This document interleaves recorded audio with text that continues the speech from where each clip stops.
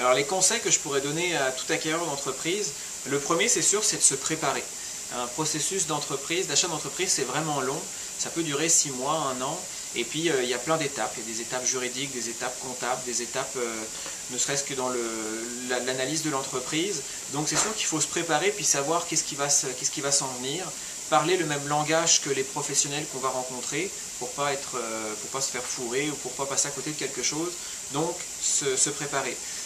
Se préparer aussi personnellement. Est-ce qu'on est fait pour acheter une entreprise? Est-ce qu'on est prêt à passer entre 70, 80, quelquefois 100 heures la première année ou les 2 premières années, un peu comme l'entrepreneur qui démarre d'ailleurs? Est-ce qu'on est prêt à ça, à faire cet effort-là? Est-ce qu'on n'est pas plutôt un créateur d'entreprise? Est-ce qu'on n'a pas envie de bâtir quelque chose de ses propres mains? Donc est-ce qu'on est prêt à gérer des employés? Les enjeux humains, c'est fondamental, on n'y pense pas forcément, surtout quand on n'est pas déjà dans l'entreprise. Donc est-ce qu'on est conscient qu'on va gérer des employés, que ces employés vont avoir peut-être des récriminations, vont vouloir être augmentés, il va peut-être y avoir des conflits, ils vont peut-être pas vous aimer parce qu'ils aimaient ça le propriétaire avant, ça fait 20 ans qu'ils le connaissent. Donc est-ce qu'on est prêt à dealer avec ça?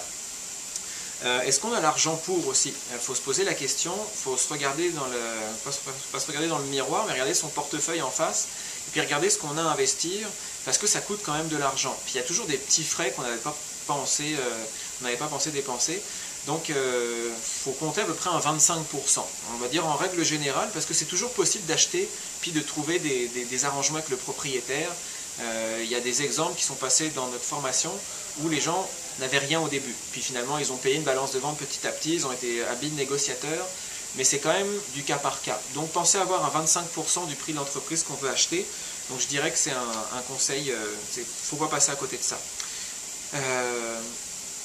Et puis, c'est ça, se préparer, les enjeux humains, l'argent, et puis ne pas hésiter à faire appel à des professionnels, quitte à ce que ça coûte un petit peu d'argent, mais au moins on a l'assurance que ça va bien se passer, et puis qu'on ne va pas prendre des mauvaises décisions basées sur un diagnostic qui a mal été établi.